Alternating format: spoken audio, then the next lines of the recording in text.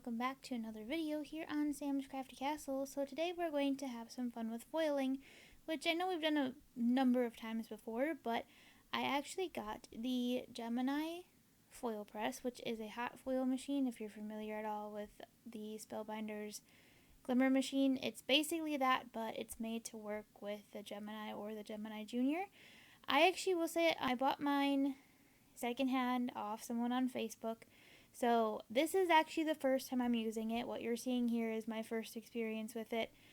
And I was going to buy a new one, and pretty much the day I sat down to buy and order the new one, I found a really good deal on a used one on Facebook and decided I was okay with that. So I decided to just go ahead and buy the used one. So I originally had intended to basically walk you through the whole setup process of this thing. And, just basically take you step by step through my first experience with it. But I made a few, I don't want to say dumb mistakes, but, I don't have a better word for it, using it for the first time. So I decided I would just kind of talk about my first experience with it. And then maybe in another video in the future, once I've played around with it a little bit more, go into more detail about how it works and things like that in the process. So before I really talk about my experience, I just wanted to say that I'm using the autumn leaf foil plate from Spellbinders. So one of the nice things is that the plates are interchangeable. So even though I needed the Gemini hot foil press because I use my Gemini Junior as my die cutting machine, I can still use the glimmer foil plates. The Spellbinders foil plates, I should say, as well as the ones that are made for the Gemini. So let me just walk you through some of the kind of silly things I did. And you're going to be like, yeah, this was silly, and you're going to appreciate the fact that I cut them out of the video for you. The first thing is I did not plug in the foil press machine all the way. Yeah, that's just embarrassing. But I was getting really frustrated with it at first, and again, I cut this out of the video, and I'm actually making another embarrassing mistake right now, which you can't see. But I'll talk about that in a moment.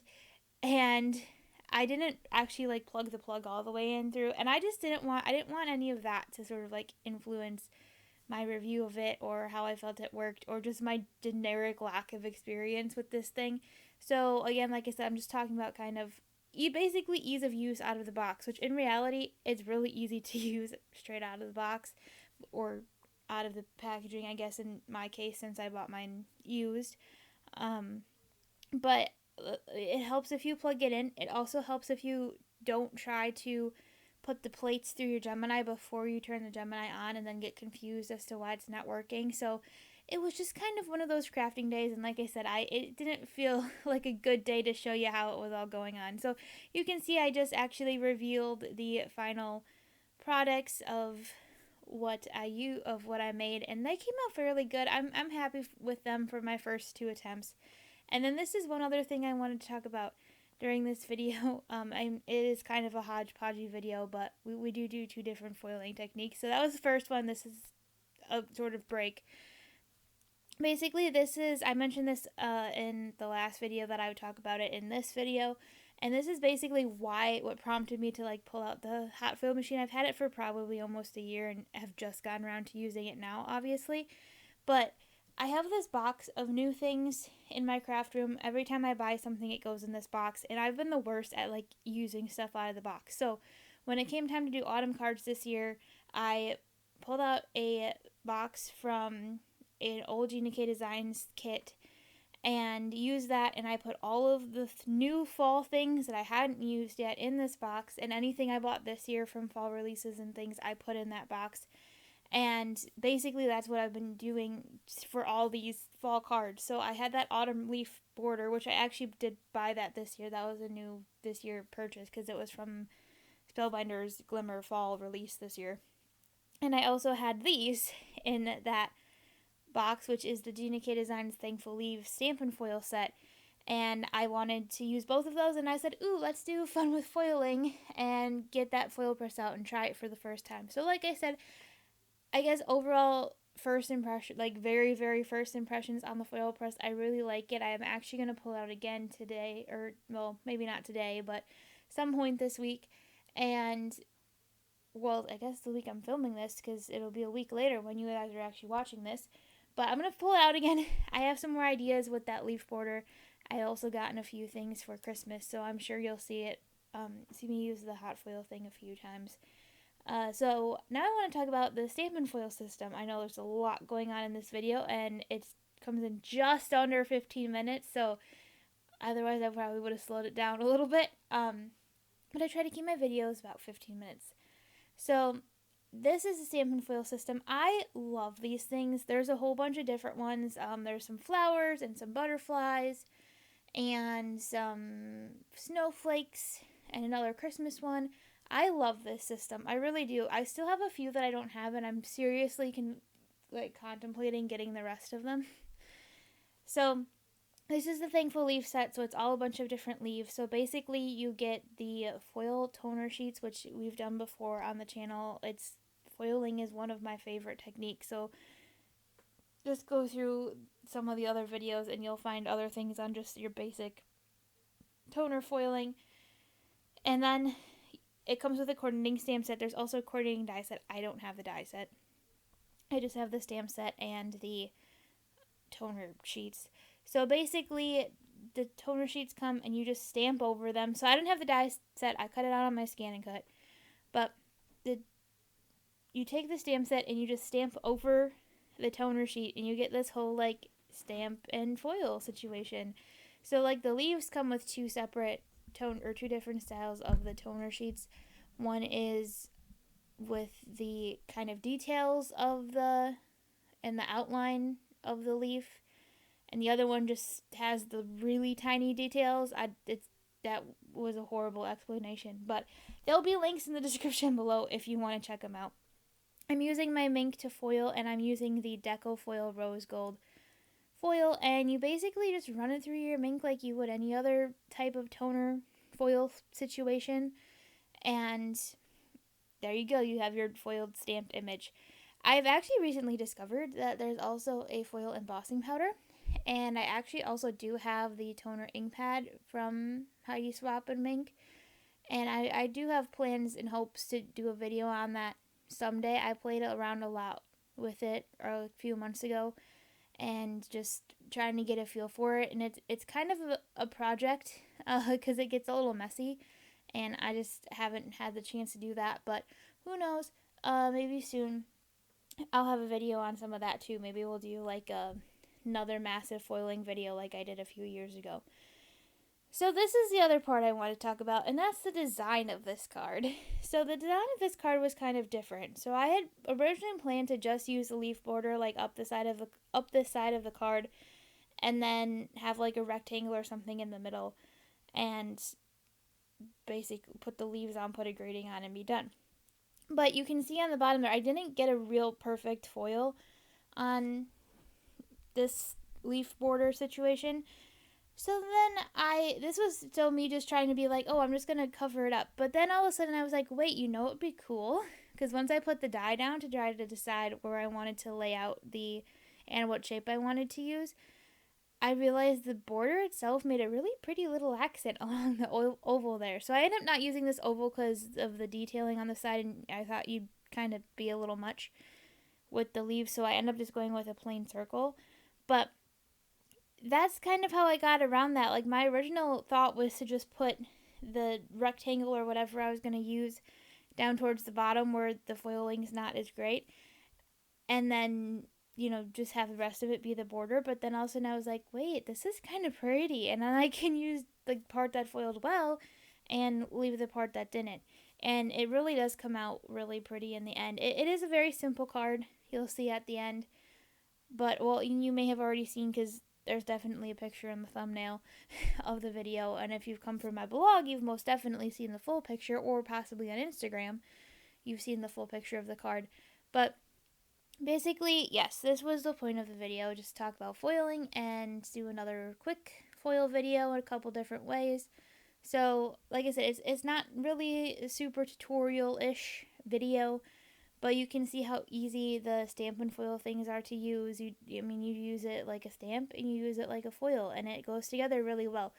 Although I was also thinking maybe next year, if Gina or Thermalweb happens to be watching this, because she has her Stampin' Stencil line now rather than Stampin' Foil, I was kind of thinking maybe we could do a Stampin' Stencil leaves next year, because I think that would be really fun too, to put glitter on the leaves, But that's just my thought, and they're probably not watching this video anyway.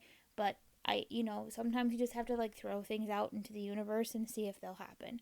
So that was me throwing it out into the universe that I really, really love this Thankful Leaf set, and I think we should think about like a Stampin' Stencil one, okay? That's all I have to say about that. So I also want to tell this story here. At this point, I thought I was going to be brave and use a comfort block to stamp, because it's just a little thank you greeting, and then I got scared. And I went and got my Misty, because my card was almost done, and I was really happy with how my die cut went with the leaves and the foil and everything, and I didn't want to ruin it. So I put the block away, and I grabbed my Misty, because I wasn't about to take that chance. So I guess, but go back to the, hot foil first impressions and things like that. I think it was really easy. I think I just need to practice a little more and remember to actually like plug in the machine all the way and turn my Gemini on. Those things would have been really helpful probably the first time.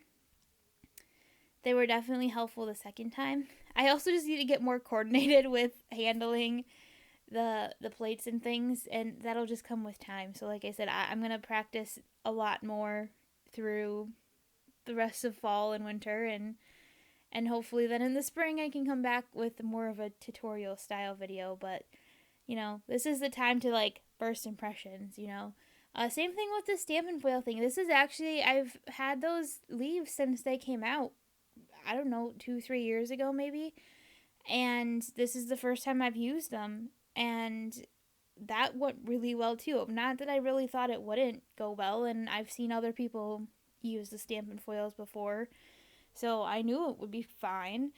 But it was also easy, and especially if you kind of know already what you're doing with foiling and things like that, it's pretty easy to get the hang of. And honestly, the same thing, the hot foil thing, actually I will say was easier than I thought and quicker than I thought. I thought for sure that the plates would take forever and a day to heat up.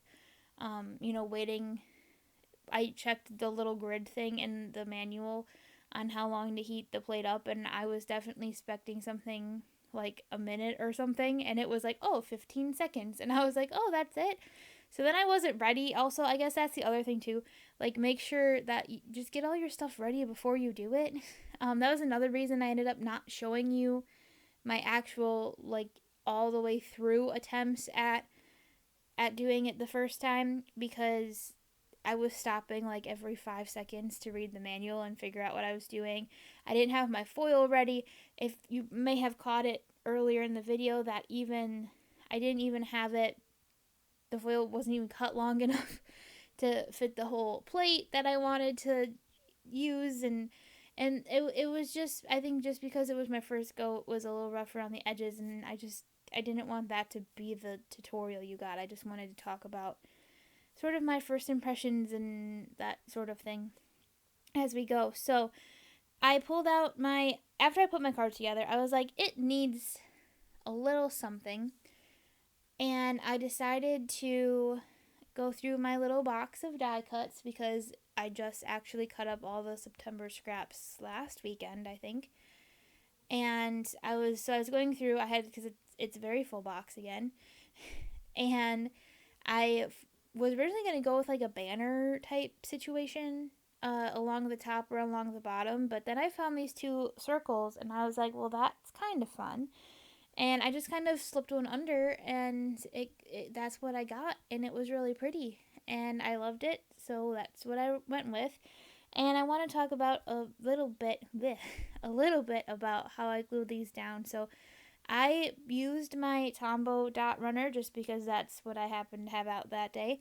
And basically what you just saw me do was I just put a little tiny bit of it right in the middle of that white circle. So the nice thing about the dot tape runners is it gives you a little playtime without using liquid glue, because I'm not a big liquid glue person.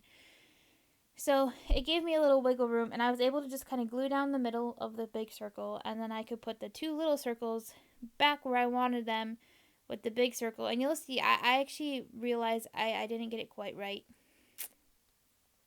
You know, it happens. They're handmade things. But I'm actually able to go back and fix it. So you can see I'll be able to pull up the top circle, which isn't exactly where I want it to be anymore, and move it a little further in underneath the white circle so it's a little bit more where I want it to be. And you can see my leaves don't go back in exactly the right spots, but it happens. It's when I lay it out and when I put it down, things change sometimes, and that's all that happened here. And I actually kind of like my leaf layout a little bit better on this one than I did on the one I did before. So here I'm going to fix the circle because now it's going to bother me. I think I fixed it. Maybe I don't fix it. Maybe I just leave it that way. Okay, I guess I just leave it that way. I thought I fixed it. But that's it. That's the card. Nice and simple and easy and all that. Oh, there I go. Now I'm going to fix it. I knew I fixed it. But anyway, that's all I have for today. So I'm going to leave you with some pictures and some music. And I will see you again soon. Don't forget to like, subscribe, and comment down below. And have a crafty day.